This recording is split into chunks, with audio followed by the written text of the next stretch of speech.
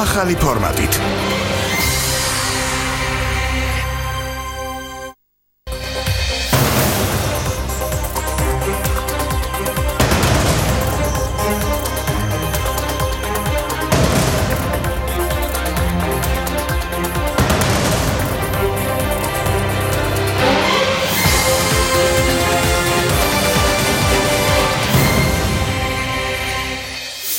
ტყუის გადაჭარბებული ოდენობა ბავშვების ორგანიზმში, რა სიმპტომები ახასიათებს მძიმე მეტალით ინტოქსიკაციას, როგორ ხდება ის ორგანიზმში და რა პოლიტიკას ატარებს მასთან ბრძოლის მიმართულებით საქართველო.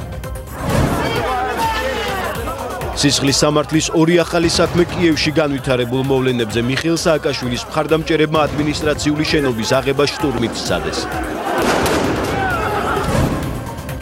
ყინულით დაფარული ყველაზე დიდი ტბა საქართველოში, ზღვის დონიდან 2100 მეტრი, უარყოფითი მაჩვენებელი თერმომეტრზე და რამდენიმე სანტიმეტრი ცივ წყალში აღმოჩენამდე, როგორ თევზაობენ ფარავანზე გაყინული ტბის მებადურები. რეპორტაჟი ნინო წმინდიდან. 1921 წელს ტაბახმელაში განვითარებული მოვლენები არქეოლოგების თვალით, რა პირობებში ებრძოდნენ წითელ დამპყრობლებს ქართველი იუნკერები. მეცნიერები ბრძოლის ველის შესწავლის შედეგად დადასტურებულ ფაქტებზე საუბრობენ. ქართველი ძუდოისტების 3 ოქრო მსოფლიო მასტერსზე სანქტ-პეტერბურგში მიმდინარე შეჯიბრში საქართველოს ნაკრები წარმატებით ასპარეზობს.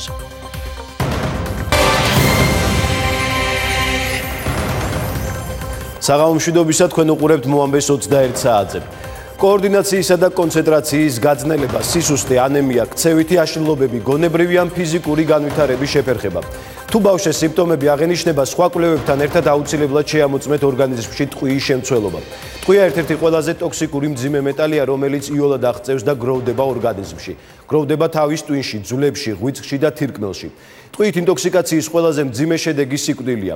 ბოლო და ერთადერთი კვლევის მიხედვით, რომელიც საქართველოში ჩატარდა 300 ბავშვიდან, სისხლში ტყვიის გადაჭარბებული შემცველობა თითქმის ნახევარს დაუდგინდა. რა გზით ხდება ტყვია ადამიანის ორგანიზმში და როგორ უმკლავდებიან ინტოქსიკაციის შემთხვევებს მსოფლიოს განვითარებული ჯანდაცვის სისტემები. ამის გარკვევას სოფო ზედელაშვილი ცდილობდა. ზესტაფონის რაიონის სოფელ პირველ სვირში მცხოვრები თამარ ალავერდაშვილი გვიყვება თუ როგორ შეიტყო ბავშვის სისხლში ტოქსიკური ნივთიერების არსებობის შესახებ. თამარი ამბობს, რომ ანალიზის პასუხი მკურნალობის მისაღებად საკმარისი არ აღმოჩნდა. ჩემთან ცხოვრობდა ნათესავის ბავშვი, რომელიც წაიყვანეს შემდგომ ამერიკაში და გაუკეთეს ტყუის ანალიზი და აღმოჩნდა საგრძნობლად მაღალი. მეც შევშინდი, თვითონ ექიმებიც არ არიან შესაბამისად ინფორმირებულები. მე კვებით უწყობ ჩემშვილს ხელს, სხვა ალტერნატივა ვერ გამოვძებნე. ტყვია ტოქსიკური მძიმე ლითონია, რომელიც ადამიანის ორგანიზმში საკვებიდან, სითხიდან, შესუნთქვით ან კანთან შეხების გზით შეიძლება მოხდეს. მსოფლიოს ავტორიტეტული ჯანმრთელობის დაცვის ორგანიზაციები მას კანცეროგენულ ნივთიერებად თვლიან. მისთვის ყველაზე კომფორტული ადგილი არის ძვლები და თავის ტვინში. შედის თავის ტვინში და იქიდან ვეღარ გამოდის, იგროვდება. ესე იგი წარმოიდგინეთ, ახლა მას ასეთი დაგროვების უნარი აქვს, რაც არ უნდა მცირე კონცენტრაციები მიიღოს ადამიანმა ყოველ დღე წლების განმავლობაში, იცოდეთ, რომ ეს ტყვია დაგროვდება. ტყვია თავის ტვინში, ძვლებში, ღვიძლსა და თირკმელებში შეიძლება დაგროვდეს. დედის ორგანიზმში არსებული ეს ტოქსიკური ლითონი ორსულობის დროს საფრთხეს უქმნის ნაყოფს. ცნობილია, რომ ის განსაკუთრებით საშიშია ბავშვებისთვის, შესაძლოა ორსულობის ნაადრევი შეწყვეტა ან ნაყოფის განვითარების შეფერხება გამოიწვიოს. სპეციალისტების განმარტებით საქართველოში ტყვიის გავრცელების რამდენიმე განსაკუთრებულად მაღალი რისკის წყარო არსებობს. ესენია საწვავი და საღებავები, რომლითაც კედლების გარდა უამრავი საყოფაცხოვრებო ნივთი, მათ შორის საბავშვო სათამაშოები შეიძლება იყოს დაფარული. რისკო ჩამონათვალში შედის კოსმეტიკური საშუალებები, ბიჟუტერია, ასევე წყალი და ნიადაგი. ყავს 2 შვილი უკვე ტყუის მაღალი შემცველობით სისხლში და არც ერთ შემთხვევაში არ დავიხე უკან. სისხლში ტყუის მაღალი მაჩვენებელი აქვს თამარ იარაჯულის 2 მცირეწლოვან შვილს. ამის შესახებ მან ცოტა ხნის წინ ჩატარებული კერძო კვლევის შედეგებიდან შეიტყო. ტყუის მაღალ მაჩვენებელს ზედა გამონაბოლქვის რაოდენობის ზრდას უკავშირებს, რაც თავის მხრივ ოჯახის მიერ საცხოვრებელი ადგილის გამოცვლას უკავშირდება. ინტოქსიკაციის წყაროს დადგენის პარალელურად ოჯახისთვის ძვირადღირებული ანალიზის სისტემატურად გაკეთებაც სერიოზულ პრობლემას წარმოადგენს. ექიმებმა გვირჩიეს, რომ ვინაიდან ესეთი მაღალი მაჩვენებელია სისხლში ტყუის, იქნებ განმეორებით 3 კვირაში ერთხელ მაინც გააკეთოთ და ეს არის გამორიცხული, იმიტომ რომ 103 ლარი ღირს ერთი ანალიზის გაკეთება. როგორც დაავადებათა კონტროლის ეროვნულ ცენტრში გავარკვიეთ, სახელმწიფო ამ ორი ბავშვის სისხლში ტყვის კონცენტრაციის კვლევას იმ ბავშვებთან ერთად გეგმავს, ვისაც წელიწადნახევრის წინ ჩატარებული ანალოგიური ანალიზისას ტოქსიკური ნივთიერების მაღალი შემცველობა აღმოაჩნდათ. მცირე მასშტაბის კვლევა იაშვილის კლინიკაში შემთხვევითი შერჩევის პრინციპით 300-მდე ბავშვს ჩაუტარდა. მონაწილე ბავშვების დაახლოებით 10%-ში ტყვის მაჩვენებელი იყო 10 და მეტი მიკროგრამი დეცილიტრზე, ხოლო 30%-ის შემთხვევაში 5 და მეტი. 5 მიკროგრამი დეცილიტრზე წლების განმავლობაში სისხლში ტყვის დასაშვებ კონცენტრაციად ითვლებოდა. თუმცა ჯანდაცვის მსოფლიო ორგანიზაცია დღეს მიიჩნევს, რომ ტყვის ზემოქმედების დასაშვები ან უსაფრთხო დოზა არ არსებობს. კაპილარული სისხლის ანალიზია საუბარი სწრაფი ტესტითაც იქნება და გარდა ამისა გაგზავნილი იქნება სისხლი CDC-ის ლაბორატორიაში, სადაც ასევე მოხდება მისი გამოკვლევა. საინტერესოა, რას აკეთებს სახელმწიფო ისეთ შემთხვევაში, თუ კი ტყვის მაჩვენებელი ბავშვებში კვლავაც მაღალი ან კიდევ უფრო მომატებული აღმოჩნდება. შევძლებთ თუ არა განსაზღვროთ, საიდან მოხვდა ის ბავშვების ორგანიზმში. Კონდა აქ შეხვედრა ზუსტად ამ კვლევასთან დაკავშირებით, რომ გარემოს ეროვნულმა სააგენტომ და სურსათის ეროვნულმა სააგენტომ თავისი წვლილი შეიტანონ ამ კვლევაში და დაეხმაროს ჯანდაცვის სამინისტროს წყაროს გამოვლენაში. უცხოეთში, როდესაც ეს კვლევები და ტყვიაზე განგაში ატყდება, პირველ რიგში მკურნალობასთან ერთად აუცილებლად პირველად წყაროს დაადგენენ. და ჩვენთან ჯერ ეს სტრუქტურა და ეს მიდგომა არ არის ჩამოყალიბებული და ეს აუცილებლად უნდა ჩამოყალიბდეს. შეერთებულ შტატებში თუ კი პაციენტის სისხლში ტყვის შემცველობა 10 მიკროგრამი დეცილიტრზე მეტია, ჯანდაცვის შესაბამისი პროგრამის ფარგლებში მის საცხოვრებელ სახლში არსებულ ნივთებსა და პროდუქტებს ლაბორატორიული კვლევა უტარდება. იმ შემთხვევაში, თუ ამ გზით ინტოქსიკაციის წყარო დადგინდა, საფრთხის განეიტრალება და კონტროლი იმ დრომდე მიმდინარეობს, სანამ მოწამვლის რისკები მინიმუმამდე არ იქნება დაყვანილი. სპეციალისტები ამბობენ, რომ შესაბამისი სიმპტომების არსებობის პირობებშიც კი საქართველოში ბავშვებს ტყვიაზე ანალიზს ძალიან ცოტა მშობელი უტარებს. ისეთი დამახასიათებელი თვისებები აქვს, რომ აუცილებლად, როდესაც ასეთი ზედმეტად ის არის, აი ბავშვს რაღაცა უჭირს, კითხვა უჭირს, გაკვეთილის გაგება უჭირს, რაღაცას მშობელს უნდა დაებადოს აზრი, რომ ხო არ არის აქ მომატებული ტყვია. მიმართავს ხოლმე მშობელი, თქვა, ფსიქოლოგს ან ვიღაცას კიდევ ნეიროპათოლოგს, მაგრამ ამათმა არიციან, რომ ეს შეიძლება გამოწეული იყოს ბავშვის აი ასეთი საქციელი, იმითი რომ ტყვით არის მოწამლული. თითქმის 99%-მა ექიმებმა, პედიატრებმა იციან, რომ საქართველოში გარემო დაბინძურებულია, არის ტყვია მომატებული ბევრი ბავშვის სისხლში და არავინ არც კი გეუბნება, რომ შენ თვითონ მაინც იქნებ გააკეთო ეს ანალიზი. მე არ ვიცი ხა რომელ ენაზე უნდა ელაპარაკო პრემიერს, რომელ ენაზე უნდა ელაპარაკო ჯანდაცვის მინისტრო, გააგებინა, რომ ბავშვი თავისი შვილებიც ამ გარემოში ხო იზრდებიან არა. მე არ ვიცი ამაზე წინ რომელი საკითხი შეიძლება დღეს ან პარლამენტმა ან ვინმე დააყენოს. ამ დრომდე საქართველოს სისხლში ტყვის კვლევის ან ინტოქსიკაციის წყაროების დადგენის რაიმე ერთიანი პროგრამა არ გააჩნია. მეტიც, ჩვენს ქვეყანაში ჯერჯერობით არ ჩატარებულა რაიმე საფუძვლიანი კვლევა, რომელიც ტყვით მოწამვლის რეალურ მასშტაბებს გვიჩვენებს. დაავადებათა კონტროლის ეროვნულ ცენტრში ამბობენ, რომ მსგავსი კვლევის ჩატარება უცხოელი პარტნიორების დახმარებით მომავალი წლისთვის არის დაგეგმილი. კიევში რამდენიმე საათის წინ განვითარებულ მოვლენებზე უკრაინელმა სამართალდამცავებმა სისხლის სამართლის ორი ახალი საქმე აღძრეს. მიხეილ სააკაშვილის მხარდამჭერებმა კიევის ცენტრში მდებარე ოქტომბრის სასახლის აღება შტურმით სცადეს. კულტურის სახლი ამ დროს წარმოდგენას მასპინძლობდა, მომიტინგეებს კი წინააღმდეგობა ადგილზე მობილიზებულმა სპეცრაზმა გაუწია. ერთ-ერთი საქმე სწორედ შენობის დაკავების მცდელობას ეხება.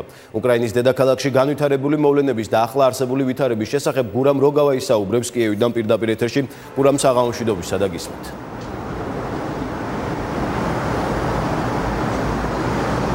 ვასილ, დღეს კიევის ოქტომბრის სასახლეში ორი წარმოდგენა გაიმართა, ერთი შენობაში, საკონცერტო დარბაზში და ერთი შენობის გარე პერიმეტრზე. დასწრება ორივეგან მაღალი იყო და წარმოდგენამ ანშლაგით ჩაიარა. მე მინდა გითხრათ, რომ დღეს დაპირისპირება გამოიწვია სწორედ მიხეილ სააკაშვილის მოწოდებამ, რომ მომხრეებს დაეკავებინათ ოქტომბრის სასახლე. როგორც მოგვიანებით, თავად ახალი ძალების მოძრაობის ლიდერმა განმარტა, მას ადმინისტრაციის მხრიდან, ოქტომბრის სასახლის ადმინისტრაციის მხრიდან და დაპირება, რომ გადასცემდნენ შტაბის მოსაწყობად რამდენიმე ოთახს.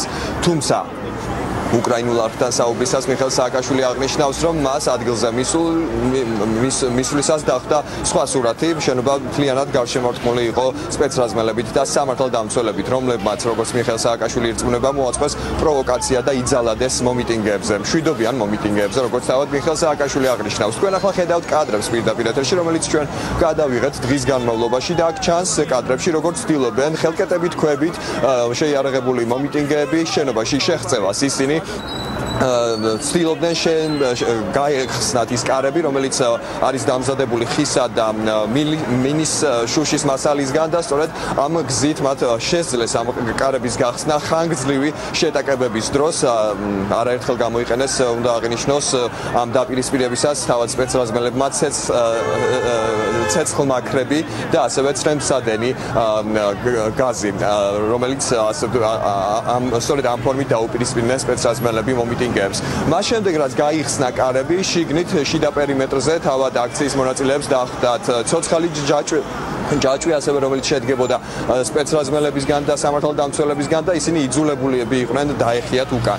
ამ პროცესებს სულ რაღაც 2 მეტრის დაშორებით აკვირდებოდა მიხეილ სააკაშვილი, რომელიც ამ დროს გარშემორტყმული იყო დაცვის წევრებით და მას, ასე ვთქვათ, მშვიდობიანი მოწოდებები მისი მომხრეების მიმართ არ გაუკეთებია. ეს კადრებშიც კარგად ჩანს, ჩვენ ზუსტად მის გვერდით ვიმყოფებოდით. მიხეილ სააკაშვილმა უკვე აქციის მონაწილეებს დაშლისკენ მოუწოდა, მხოლოდ მას შემდეგ რაც კარები გაიხსნა და დაპირისპირება გადაიზარდა უკვე მართლაც მძლავრ მეთოდებში. უკვე მოგვიანებით მომიტინგეებთან ერთად მიხეილ სააკაშვილი რადისკენ დაიძრა, სადაც ამ დრომდე რჩება კარვების ქალაქი და სწორედ აქ დღის ბოლოს მან კიდევ ერთხელ მოუწოდა მომხრეებს ბრძოლა გააგრძელონ ოღონდ მშვიდობიანი ფორმებით. რაც შეეხება თავად იქ არსებულ ვითარებას, ჩვენ 6 საათიან მოამბეში სწორედ ამ პროცესებს შევესწარით პირდაპირ ეთერის რეჟიმში და ახლა მაყურებელს კიდევ ერთხელ შევთავაზეთ მთავარ მომენტებს განვითარებული მოვლენებიდან.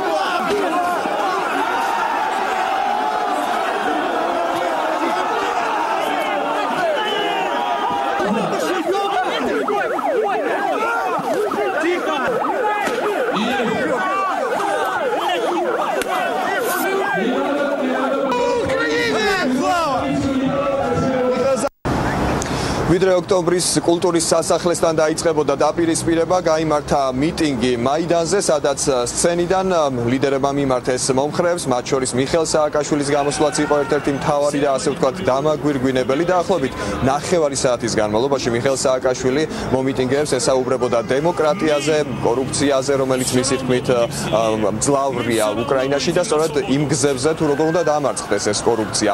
მან აღნიშნა, რომ საეჭვოდ ემთხვევა ერთმანეთს პეტრო პოროშენკო და ვლადიმერ პუტინის განცხადებები და იდეები.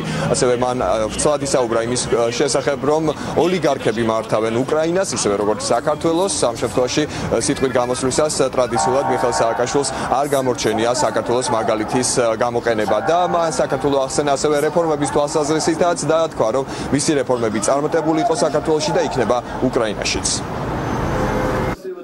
Неужели вы не понимаете, Петр Алексеевич? თუ არ გესმით ბატონო პეტრო, რომ თქვენი სიტყვები და აზრები ჩემთან დაკავშირებით ზუსტად ემთხვევა ვლადიმერ პუტინისას. არ ფიქრობთ, რომ თქვენ ინსტრუმენტად იქეცით უკრაინის მთავარი მტრის ხელში? პუტინმა თქვა, მე არ დაუშვებ, რომ სააკაშვილები დარბოდნენ რუსეთშიო. იგივეს ამბობს პოროშენკო, არ დაუშვებს სააკაშვილი დარბოდეს უკრაინაშიო. პუტინი ამბობს, სააკაშვილი უკრაინიდან უნდა მოშორდეს და სირცხვილია რომ ამბობს უკრაინელი ვარო. პოროშენკო ამბობს, უნდა წავიდეს უკრაინელი არ არისო. ყველაფერი ერთ-ერთია. ანუ ჩემს კონკრეტულ შემთხვევაში მივიღეთ სრული უნისონი. უკრაინის ხელისუფლებისა და ვლადიმერ პუტინის. ხალხო, მე რამე მეშლება თუ რა ხდება? პუტინი მთელ პოსტსაბჭოთა სივრცეში დგას ოლიგარქებზე, კორუფციაზე, მედვედჩუკის მეშვეობით აძლევს დირექტივებს უკრაინის ხელისუფლებას. ამიტომ ჩვენი ბრძოლა ოლიგარქიის წინააღმდეგ არის ბრძოლა პუტინის ძალაუფლებისგან უკრაინის გასათავისუფლებლად. ეს განცხადება მიხეილ სააკაშვილმა მაიდანზე გააკეთა მიტინგზე, თუმცა ვიდრე ამ განცხადებას გააკეთებდა სცენიდან, გაიმართა მსვლელობა, რომელიც ტრადიციულად, როგორც ყოველ კვირა დღეს, დაიწყო ტარას შევჩენკოს პარკიდან. თუმცა დღეს უკვე 45 წუთის დაგვიანებით. ამის მიზეზი იყო მომხრეთა ნაკლებობა, თავად აქ ტარას შევჩენკოს პარკში მოქალაქეებმა შეკრება დააგვიანეს, ამის მიზეზად ორგანიზატორებმა გაგვიმარტეს ის, რომ რეგიონებიდან მათი მომხრეების ჩამოსვლა დაგვიანდა. უკვე მოგვიანებით 45 წუთის დაგვიანებით მათ მსვლელობა გამართეს, რა დროსაც ჩვენ ვცადეთ მიხეილ სააკაშვილთან გასაუბრება, ხვალ არის ძალიან საინტერესო დღე. მიხეილ სააკაშვილი დაბარებულია გენერალურ პროკურატურაში და ჩვენ ვკითხეთ მას, აპირებს თუ არა ის დაკითხვაზე გამოცხადდეს. მისვლას პროკურატურაში დაკითხვაზე. ყველაფერი იქნება კარგად. არა პირებთ მისვლას? ყველაფერი იქნება კარგად. მოგივიდათ თვითონ უწყება მიიღეთ პროკურატურისგან. დაკავებულად დღევანდელი მარშზე. კარგი, დღევანდელ მარშზე რომ ძალიან კმაყოფილი ვარ, ძალიან ბევრი ხალხია და ძალიან მობილიზებული და ორგანიზებული. დღეს მე და ჩემო ოპერატორმა გიორგი დვალიშვილმა კიდევ არაერთხელ ვცადეთ მიხეილ სააკაშვილთან გასაუბრება. ბუნებრივია, დღეს ოქტომბრის სასახლეში განვითარებული პროცესების შემდეგ ჩვენ გვინდოდა მასთან რამდენიმე დეტალის დაზუსტება, თუმცა მან არაერთხელ უარი გითხრა ინტერვიუს მისცემაზე. მადლობა, კიევიდან მოამბის პირდაპირ ეთერში გურამ როგავა საუბრობდა. მოამბის გადამღები ჯგუფი განაგრძობს უკრაინის დედაქალაქში განვითარებული მოვლენების გაშუქებას. რა პერიოდებში უწევდნენ წინააღმდეგობას წითელ დამპყრობლებს ქართველი იუნკერები. წელს პირველად საქართველოში ბატალური ანუ საბრძოლო ადგილის არქეოლოგიური კვლევა ჩატარდა. დარგის სპეციალისტებმა ამისთვის ტაბახმელაში არჩიეს ადგილი, სადაც 1921 წლის თებერვალში ქართველი ჯარისკაცები წითელ არმიას დაუპირისპირდნენ. ისტორიკოსების ვარაუდი გამართდა, უთანასწორო ბრძოლაში ქართული არმია წირი შეიარაღებითა და მოუწესრიგებელი სანგრებით მოქმედებდა. სალომე აფხაზიშვილის სიუჟეტი დეტალებით.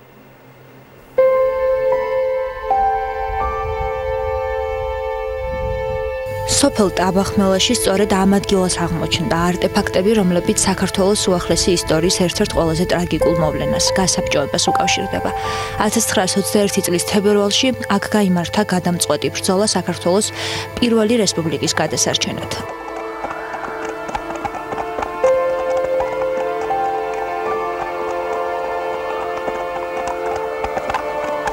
ამ მოვლენებიდან 96 წლის თავზე არქეოლოგებისა და ისტორიკოსების მიერ სანგარზე ჩატარებული ერთობლივი კვლევაძიების საფუძველზე შესაძლებელი გახდა შეიარაღებული დაპირისპირების სურათის თითქმის სრული სიზუსტით აღდგენა. 12 საათისთვის ხილვადობა დაიკარგა მთლიანად, ჩამოწვა ნისლი, თოვდა. და მოწინააღმდეგე აი ამ ხევის გავლით, აი ხედავთ თქვენ ხევს, აი ამ ხევის გავლით ამოვიდა, ისე რომ მეომრებმა ვერ დაინახეს. ტრის შემოსვლა და აი ასე შემოუარეს და აი ხედავთ იქ წითელსახურავიანი სახლი დგას, იქიდან ამოდის გზა. და იმ გზით შემოეპარნენ და დაარტყეს ზურგიდან. სანგარი დაეცა.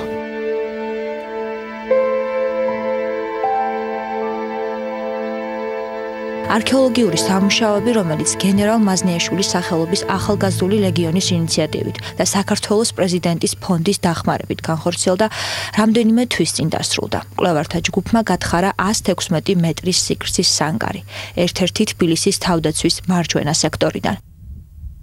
გათხრების შედეგად შეგროვდა 200-ზე მეტი არტეფაქტი, მათ შორის გერმანიაში, ბრიტანეთში, ამერიკის შეერთებულ შტატებში, იაპონიასა და რუსეთში წარმოებული მჭიდები, ასევე ვაზნები, სასიგნალო მაშხალის ჰილზები და იუნკერთა სამოსის აქსესუარები.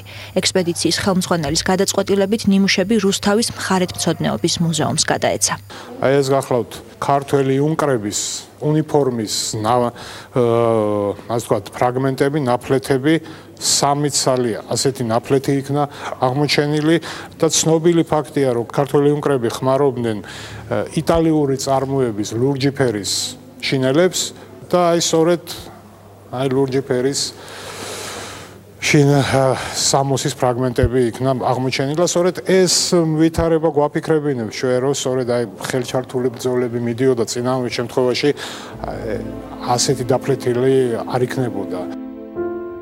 სანგრის დათვალიერებისა და მიწიდან 30 მეტრის სიღრმეში ჩამალული ნივთების კვლევის შედეგად დადასტურდა ისტორიკოსების ვარაუდი, რომელიც სანგრის გაუმართავობასა და ქართული არმიის წირ შეიარაღებას უკავშირდება. ეს არის საქართველოს დამფუძნებელი კრების სამხედრო კომისიის, ესე იგი, სხდომის დოკუმენტი, სადაც საუბარია, რომ ვაზნები გვაქვს ძალიან ცოტა და კომისიის აზრით საჭიროა ბრძოლის ველზე გასროლილი ვაზნები გროვდებოდეს და ინახებოდეს. და კომისიის აზრით ვაზნების შეგროვება რომ ნაყოფიერად წარმოებდეს, ვინც ყველაზე მეტ ვაზნას აკრებდა ბრძოლის შემდეგ, ისინი დაჯილდოებულიყვნენ პრემიით. ანუ იმდენად რთული და მძიმე მდგომარეობა იყო. ეროვნული არქივის სამეცნიერო განყოფილების თანამშრომელი, ისტორიკოსი დიმიტრი სილვაქაძე უკვე 7 წელზე მეტია, რაც პირველი რესპუბლიკის შეიარაღებას იკვლევს. ამ პერიოდში მან დაამუშავა არაერთი დოკუმენტი, რომლებსაც საქართველოს ხელისუფლება ევროპის ქვეყნებს უგზავნიდა და სამხედრო რესურსის დახმარებას თხოვდა. 1920 წლის 7 თებერვალს პარიზში საქართველოს დელეგაციის ერთ-ერთ სხდომაზე საქართველოს სამხედრო სამინისტროს წარმომადგენელმა გედევანიშვილმა გააკეთა მოხსენება იმის შესახებ, თუ რა იარაღი ჰქონდა.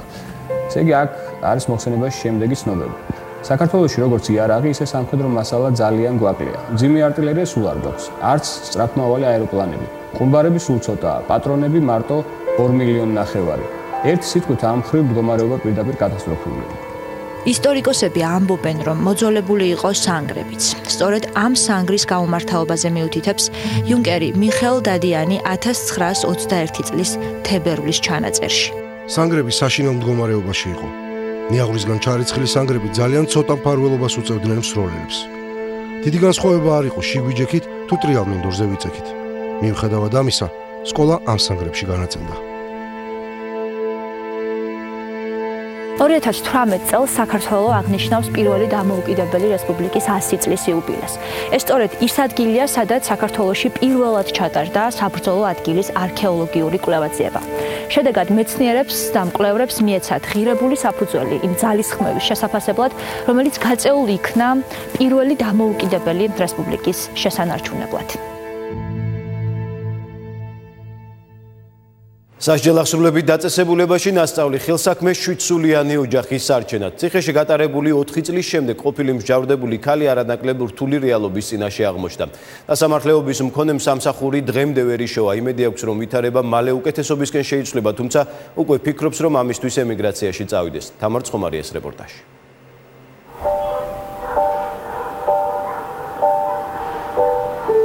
ეს მირანდა მაზმანოვაა, ყოფილი პატიმარი. უკვე რამდენიმე წელია, რაც ციხიდან გათავისუფლდა, თუმცა ყოფილი პატიმრის სტატუსი და საზოგადოებაში არსებული სტიგმა დღემდე პრობლემებს უქმნის. საპატიმროში ვისწავლე ხელსაქმე, შემდეგ როცა განთავისუფლდი, ვერსად ვერ პოულობდი ვერანაირ სამსახურს, დამლაგებლად წავიდოდი, თანაც ვიმუშავებდი. თუ ჭოჭლის მრეცხავა ჩემთვის დიდი არსებითი მნიშვნელობა არ ქონდა, მაგრამ ყველა სიუში არის შეკითხვა. დაპატიმრებული იყავი, არ იყავი და თავისთავად ეს ერთგვარი ბარიერი იყო ყოველთვის. იმედგაცრუებულმა და სასოწარკვეთილმა ბოლოს იუსტიციის სამინისტროსთან არსებულ დანაშაულის პრევენციის ცენტრს მიაკითხა. პირველად დახმარება მას სწორედ იქ აღმოუჩინეს. აი, ეს ყველაფერი, რასაც ვხედავ, მათი წყალობით მაქვს. მიყიდეს საწყისისთვის სამუშაო მასალა, რომელსაც ახლა მე უკვე ჩემი ფულით ვიძენ, იმდენი კი შემოაქვს, რომ დაუშვათ საარსებოდ ადამიანს ეყოს, მაგრამ ეს ბოლო დრო უკვე გაყიდვებმა იკლო. მირანდა ბათუმში ცხოვრობს, 3 შვილი ყავს, თუმცა მათ გარდა ოჯახში მეუღლე, დედამთილი და მაზლი ცხოვრობენ. მირანდა ყვება, რომ საპატიმროში ნასწავლი ხელსაქმით ოჯახს ხშირად ციხიდანაც ეხმარებოდა. იქ ასწავლიდან თვითონ პატიმრები. იყვნენ გოგოები, რომელმაც იცოდნენ ქარგვა, ქსოვა, ვინ რა და ანუ თავის გამოცდილებას უსიარებდნენ სხვებს. და იქაც იყიდებოდა თვითონ პატიმრებში. პრინციპში იქაც ეს ერთ-ერთი საარსებო წყარო იყო. მოგვიანებით ფინანსური პრობლემების გამო ოჯახს ბინის გაყიდვა მოუხდა. 7-სულიანი ოჯახის რჩენა და ბინის ქირის გადახდა კი მირანდამ მარტო ვეღარ შეძლო. ძალიან ცუთხეში ვიყავით, ძალიან მაგრად გვიჭირდა. ვერ ჩემი ქმარი ვერ შენელობდა სამსახურს, ვერც მე. მაზლს გულის უმძიმესი ოპერაცია აქვს გადატანილი და მისთვის მძიმე სამუშაო არ შეიძლება. და ფაქტობრივად ცხოვრობდით ჩემი დედამთილის პენსიაზე. არ მეყონა თუ ამდენ სირთულე შევეჯახებოდი განთავისუფლების შემდეგ. 10 თეთრი რო 10 თეთრია, ისეთ სიტუაცია იყო, რომ ინჩბეში არ მედო. მრავალი თხოვნის შემდეგ მირანდას ოჯახი მერიამ ბათუმის ერთ-ერთ თავშესაფარში გადაიყვანა. ცოტა ხნის წინ ოჯახს სოციალური დახმარებაც დაენიშნა. მე ვფიქრობ, რომ ყველა ადამიანს ვინც კიდე ის იყოს ერთი შანსი და მეც ყოველთვის აი რადო მე მაგალითად მომეცა ეს შანსი და მე ვფიქრობ, რომ მე ის გამოვიყენე და სწორად გამოვიყენე. მიუხედავად იმ გაჭირვებისთვის, რა გაჭირვებას მე გამოვიარე, მე არ გადამიგდავცული და ბიჭი და დღესდღეობით მე ჩემ შვილებს ჩემი შრომით ვული და ჩემ ნაშრომ ლუკმა პურს ვაჭმევ.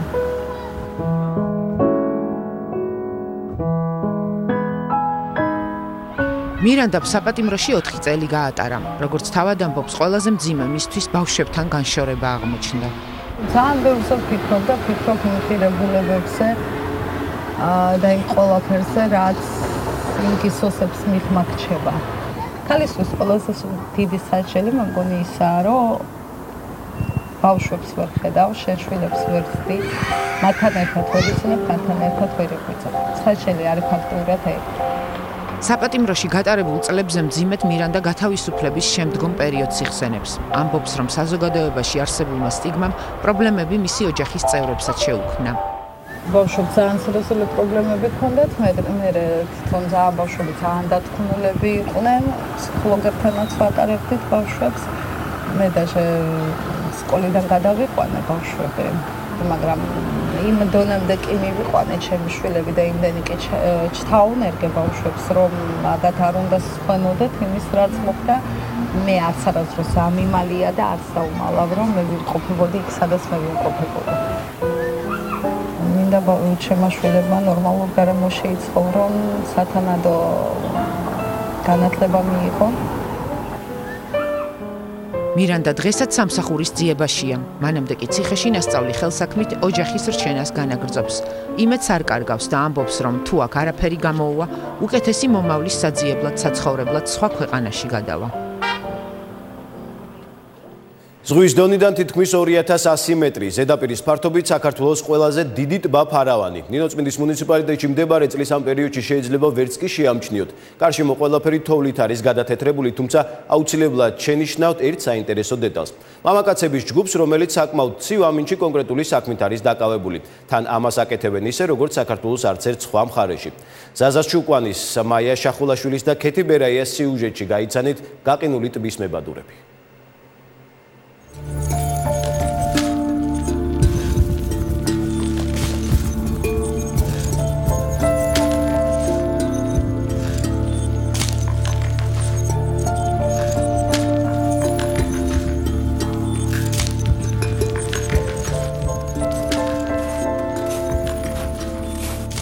სადაც ახლა ჩვენ დავდივართ, წყლის გაყინული ზედაპირია. ნოემბრის შუა რიცხვებიდან აპრილის შუა რიცხვებამდე საქართველოს უდიდესი ტბის ფარავნის ზედაპირი ასე გამოიყურება. ყინულის სისქე ახლა აქ დაახლოებით 40 სანტიმეტრია. 40 სანტიმეტრი ნაპირებში, ტბის შუაგულში კი ყინულის საფარი კიდევ უფრო ნაკლებია. ზედაპირზე პატარა ტალღების კვალი ალაგ-ალაგ ჩანს.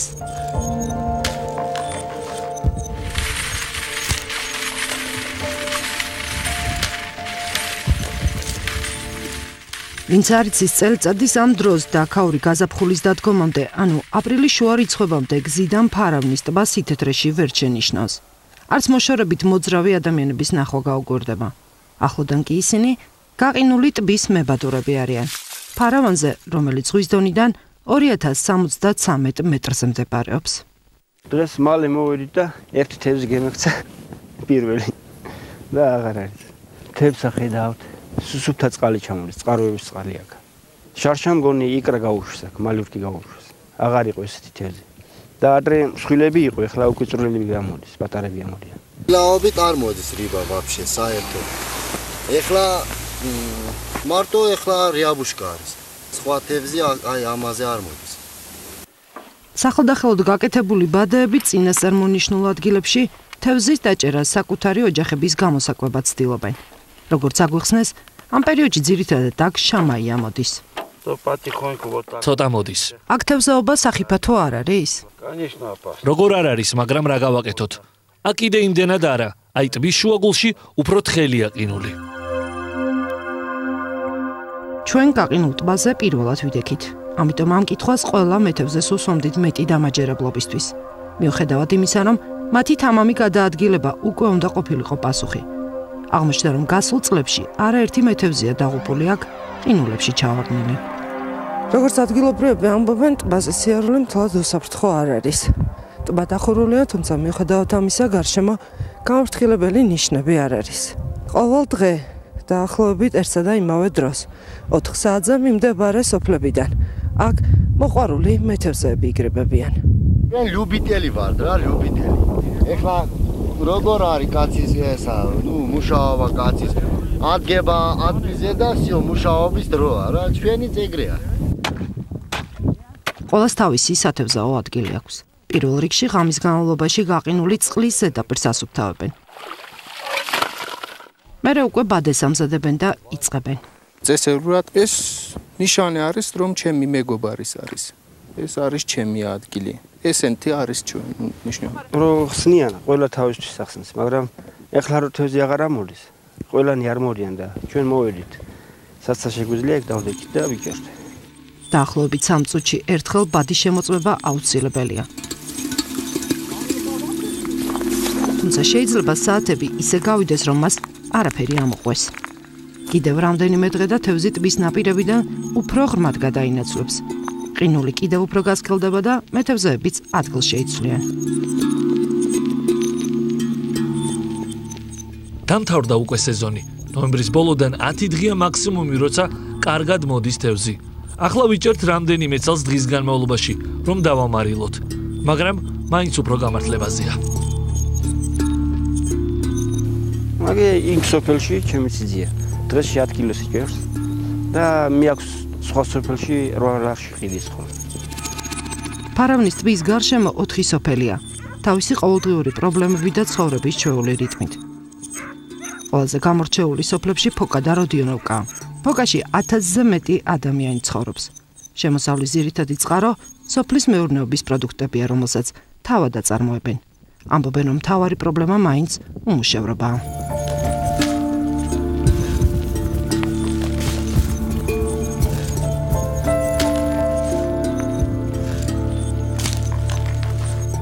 აქ საქართველოს სხვა ადგილებთან შედარებით ყველაზე ხანგრძლივი ზამთარი იცის. ასე ადგილობრივები ამბობენ. დღისით როცა მზეანათებს არ ცივა. ზის ჩასვლისას კი დაბალი ტემპერატურა -6 ან 9 გრადუსი ერთბაშად იგრძნობა. მიუხედავად ამისა, ფარავნის ტბაზე ადგილობრივები ზამთარშიც ბანაობენ თურმე. მეთევზეები კი შიშველი ხელით იჭერენ ბადეებს და ასე საათების განმავლობაში ელოდებიან ნადავლს.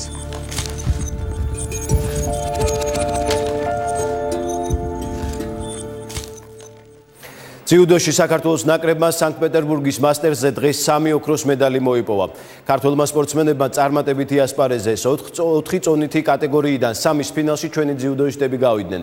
90 კილოგრამ წონით კატეგორიაში ბექა ღვინიაშვილმა ფინალში კორეელი სპორტსმენი იპონი დაამარცხა და საქართველოს ოქროს медаლი მოუტანა.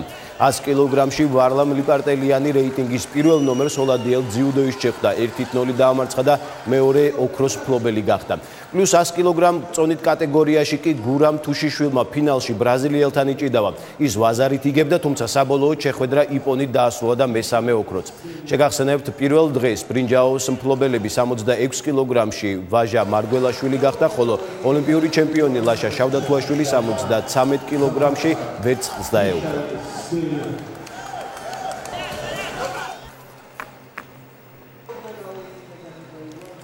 ყველა სიახლეს ვრცლად გაეცანით 7-ზე 1 ტივიჯიზე მოამბე 21 საათზე კი დღეს ამით დასრულებულია. გმადლობთ რომ გვიყურებთ.